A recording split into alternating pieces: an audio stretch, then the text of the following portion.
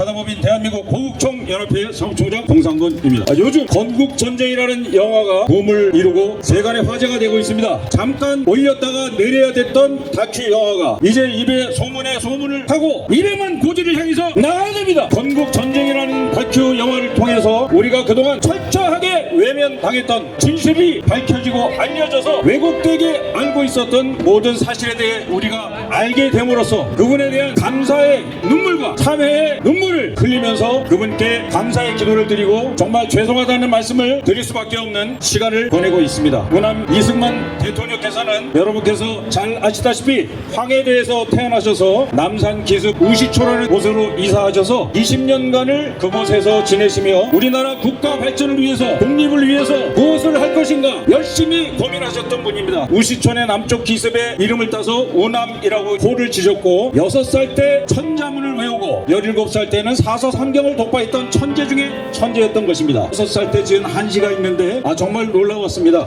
바람은 손이 없는데 나뭇가지를 흔들고 발은 발이 없는데 하늘을 건너네. 이게 6살 때 우남 이승만 박사님께서 지으셨던 한시입니다. 바보경장으로 과거제도가 없어지는 바람에 낙심하던 차에 배제학당에 들어가셔서 신학문을 배우자 해서 영어를 배웠는데 영어를 불과 6개월 만에 통달하시고 배제학당에 영어 교사로 취임하셨습니다. 우리는 대한민국이 5,000년 전서부터 있었던 나라인 것은 아닌가 하고 착각 속에 사는 사람들이 많습니다. 미국도 그 짧은 역사를 갖고 있기 때문에 무시하고 일본은 더더군다나 우리가 넘어가서 세워준 나라라고 해서 더 무시합니다. 그런데 대한민국은 불과 건국 76주년밖에 안 되는 신생 국가인 것입니다. 짧은 기간 동안에 얼마나 어렵게 태어나고 그 태어난 과정 속에서 얼마나 많은 어려움이 있었는지 우리는 이번에 건국전쟁을 통해서 똑똑히 보았고 그동안에 이승만 박사에 대한 독재라는 오명, 한강대교가 폭파함으로써 국민들을 죽였다는 오명, 독립을 위해서 더 열심히 한 사람이 김구였다는 그 오명으로부터 완전히 벗어나셔서 이제 모든 사람들이 점점 더 건국전쟁을 열심히 지청하고 있습니다. 참으로 다행하게도 뛰어난 천재적인 청렴결백한 건국 대통령과 우국 대통령이 되셨기 때문에 우리는 태어나자마자 어려운 과정을 겪고 전쟁과 반역과 전란 속에서 헤맸지만 두 분의 지도자에 의해서 어려움 속에서도 우리가 자립해서 뛰어갈 수 있는 정도의 성장까지를 이루었던 것입니다. 어떻게 이룬 나라인데 어떻게 키운 포스코인데 그 포스코가 지금 흔들리고 있는가, 그 문제에 대해서 우리는 철저하게 지켜내기 위해서 몇 가지 말씀을 드리고자 합니다. 이렇게 열심히 무국 강병의 길로 들어서서 열심히 노력하고 세계적인 경제 국가로 우뚝 서 있는 이곳에 제철 보국으로 우리나라를 위해서 소리 없이 움직이면서 우리나라의 산업의 쌀이라는 제강 제철을 생산해서 우리 조선소도 만들고 탱크도 만들고 자동차도 만드는 모든 산업의 근간이 되는 포스코가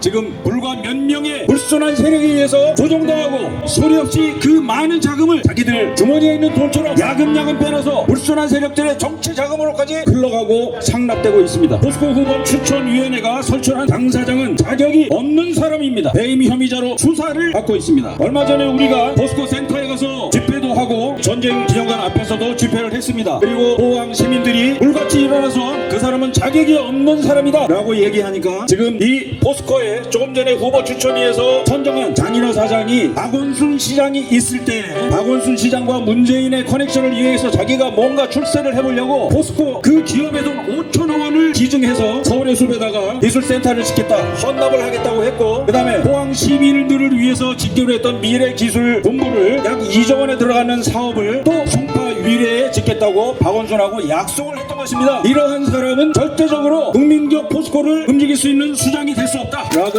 우리는 강력하게 주장합니다. 포항시와 4차 산업혁명 중 산업구조 개편을 대비해서 미래 신성장 동력과 일자리 창출을 위한 각서를 체결하였음에도 불구하고 불과 며칠 후에 이거를 헌칙자처럼 내버리고 정권에 빌붙으려고 했던 그런 작자입니다. 이 작자는 포스코의 수장이 될 수 없습니다. 미래에 짓겠다는 그 미래기술센터는 착공을 원래는 며칠 전에 하기로 돼 있었습니다. 그런데 저희가 집회를 하고 포항 시민들이 들고 일어나니까 착공식을 연기했습니다. 이것은 이사회 결의를 통해서 정식으로 자기네들이 결정이 된 다음에 시행하려고 지금은 잠시 숨죽이고 있는 것이라고 생각합니다.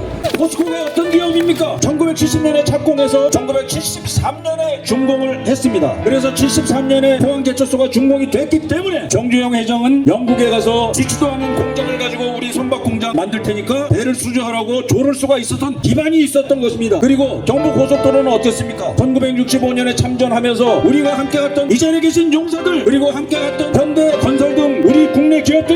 거기에서 미국으로부터 받은 기술과 자금으로 경부고속도로를 68년서부터 짓기 시작해서 70년대에 완공을 했고 영일만에 축구장 900개가 들어갈 만한 그 300만 평에 이르는 허허벌판의 포항제철소를 3년 3개월 만에 지을 수 있었던 것입니다. 300만 평에 이르는 허허벌판 모래사장에서는 모래가 하도 휘날려서 시멘트 포대를 뒤집어 쓰고 작업자들이 거기다가 구멍을 뚫고 다니면서 작업을 할 수 있을 정도로 험난한 곳이었습니다. 그리고 그곳의 현장 사무실의 이름은 2002년 사막의 여우 롬멜 장군의 이름을 따서 롬멜 하우스라고 넣었던 것입니다. 이 자리에 계신 윤학룡 장군님을 비롯하여 고엽제 피해자들 월남찬전 용자들께서 65년도에서부터 가서 목숨을 담보로 거기에 한 푼이라도 아껴서 고향으로 보내준 돈 10억 불, 우리 국민 기업들이 가서 벌어들인 돈 30억 불, 서독에 가서 온갖 시중을 다 들어주며 벌어들인 돈 1억 불, 진폐증까지 걸려가면서 광부로서 그 험한 일을 하면서 벌어들인 그 많은 돈들이 모여서 오늘날의 포스코를 이뤘던 것입니다. 이것을 어느 개인 한 사람이 주인이 없는 기업이라고 들어와서 그 자리에서 마음만 먹으면 내조라도 불법 자금을 만들 수 있는 것이 바로 포스코입니다. 우리는 포스코를 반드시 지켜내야 됩니다. 마지막으로 한 번 더 구호를 외치겠습니다. 우리 주특기 뭉사에 한번 외칩시다. 뭉치자! 뭉치자! 싸우자! 싸우자!